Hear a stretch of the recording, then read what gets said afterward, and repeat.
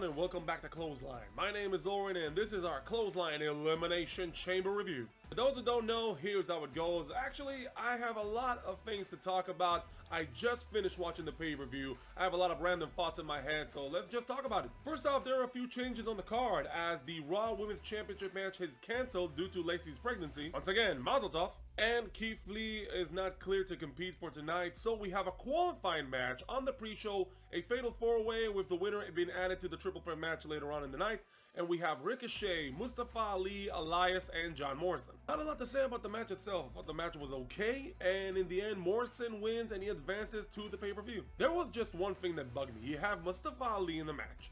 You have the members of Retribution surrounding the ring. This match is no DQ, so why don't they just beat everybody up and help Mustafa win? Then we go to the first Elimination Chamber match of the night. We have Sami Zayn, Kevin Owens, Cesaro, Jey Uso, Baron Corbin, and Daniel Bryan. With, of course, the winner of the matchup facing Roman Reigns for the Universal Championship right after the Chamber match. So let's talk about the Chamber match first. I thought the match was really good. I thought that the booking was good, and I also thought there were a lot of hilarious spots throughout the match. When Jey Uso came into the chamber to taunt Kevin Owens kept ramming his head on the plastic wall. Why, Kevin? Why? All the shenanigans and shticks with Sami Zayn were priceless. And like I said, I thought the match was really good. I thought the elimination of Kevin Owens made sense, with Jey Uso, of course, using the cage to his advantage. But if I am bummed about one thing, I really hoped and I really wished that Cesaro would get the win. It's nothing personal against Daniel Bryan, but Daniel Bryan's story is already told. He made a triumphant return. He won the championship. He had a good run. And Cesaro, who to my recollection never received a one-on-one world championship match, comes so close yet so far away. I really thought he should have won this one. Even if he would have lost to Roman Reigns afterwards, he still would have gotten that chance. But Daniel Bryan is able to prevail. He advances to the match against Roman Reigns. He tries a spear, Daniel reverses it to the yes-lock. Corey Graves and Michael Cole completely losing it. But in the end, in a couple seconds more, Roman Reigns just pounds down on Daniel Bryan, puts in that guillotine choke. He is knocked unconscious, and Roman wins. Storyline-wise, this makes complete sense. Roman looks way more powerful. Then we get the confirmation that we all knew would come when Edge spears Roman Reigns and signals, yes, I'm choosing you to face at WrestleMania. Also, he's pointing at the WrestleMania sign and there's fireworks. What?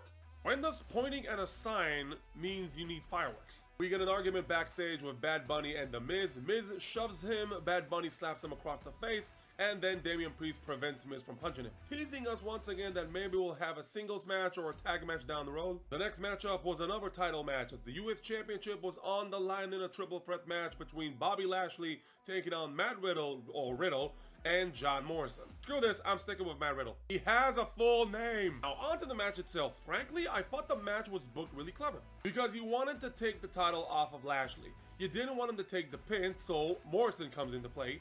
And you use the crush to make sure that Lashley is not hurt by the booking. And look at that, Riddle is actually the United States champion. Who would have thought? Bottom line, I think we got a win-win-win situation. Because with Bobby Lashley out of the United States title picture, you know where he's heading. The next matchup was for the women's tag team titles, as Nia Jax and Shayna Baszler defend the titles against Bianca Belair and Sasha Banks. With once again, Bianca teasing Sasha that she's gonna make her decision. We know what your decision is. Stop prolonging this. Here's the thing about the matchup. As a wrestling match-wise, I thought the match was pretty good.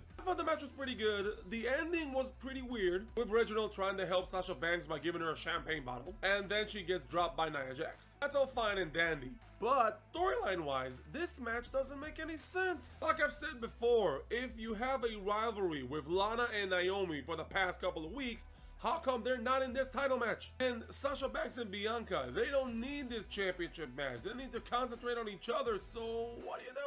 I mean, as a one-off match on Smackdown, you could use this matchup to develop the story between Bianca and Sasha. But as a championship match pay-per-view, give it to Lana and Naomi. And I can't believe this pay-per-view is so short. On to the main event, WWE Championship Elimination Chamber match between Drew McIntyre, Sheamus, AJ Styles, Jeff Hardy, Randy Orton, and Kofi Kingston. A lot of booking decisions that went into this matchup that completely didn't make any sense. First off, Randy Orton eliminated first, clean. No distractions or interruptions throughout the match. I know it's a chamber, but hear me out. No distractions from The Fiend towards Randy Orton. No distractions from Mustafa Ali towards Kofi Kingston. Then you build up the feud between Sheamus and Drew McIntyre for the past couple of weeks. We expect them to go one-on-one against each other. I don't know, maybe expecting them to be the last two standing in the chamber? And then AJ eliminates Sheamus. So they're not even the last two left in the ring. Also, what was the deal with AJ trying to break out of his cage? I mean, if he would have done that and actually eliminated someone, that could have made sense. But that just made him look like an idiot. So let's recap. No Fiend Orton. No Mustafa Ali, Kofi Kingston, no Sheamus and Drew, so what was the point? Oh, and I forgot to mention, before the matchup we had a discussion backstage between The Miz and MVP while Miz was holding the Money in the Bank briefcase. Going back to the match, McIntyre wins with an amazing Claymore. After the matchup he gets assaulted by Bobby Lashley, then after that The Miz comes in to cash in his Money in the Bank, and The Miz beats Drew McIntyre and he's the new WWE Champion. I am so happy. Feel free to disagree with me on this, but here's my point. The Miz has been one of the best workhorses in WWE for the past decade, and he wasn't even near the championship scene for years. So if he's able to get back the Money in the Bank briefcase after losing it already a couple of months ago, then yes, cash it in, win the WWE Championship. If he cashes in and doesn't win, that briefcase can go to the trash. Because you build up a concept with a Money in the Bank briefcase. You cash it in, you become champion. If people who cash in don't become champions, you're losing the effect and value of the whole gimmick. So when Miz retrieved the briefcase for a second time, yes, it made sense for him to cash it in and become WWE Champion. Although, if you would have asked me, I thought The Miz was going to cash in at Mania. But hey, if you're looking for something unpredictable, he cashes in tonight and we're all shocked. Shocked, surprised, angry, hell, I'm happy. So yes, he completely deserves it. Congratulations, Miz, the new WWE Champion. I'm applauding you, sir. Overall review, I really thought to myself that this pay-per-view will be very, very predictable. And I was so happy after watching this pay-per-view how unpredictable it was in its final stages. And in my honest opinion, I think these surprises made this pay-per-view a whole lot better. The best match tonight was without a doubt the Smackdown Chamber match. Even though I disagree with the winner of that matchup, that match was the performance of the night. On the other hand, I thought the WWE Chamber match was one of the weakest matches on the card, which is surprising because when you look at the names, you do expect it to be one hell of a match. But I think with the surprise eliminations, with Randy Orton eliminated first, and no interferences, no distractions from ongoing storylines, really hurt the booking of this match. Then when you add the surprise of The Miz cashing in the Money in the Bank briefcase to win the championship, all's forgiven? Not really, but still it was a much suited way to finish off the pay-per-view strong. So my final score for this pay-per-view is a 6.5 out of 10. I thought the pay-per-view was good.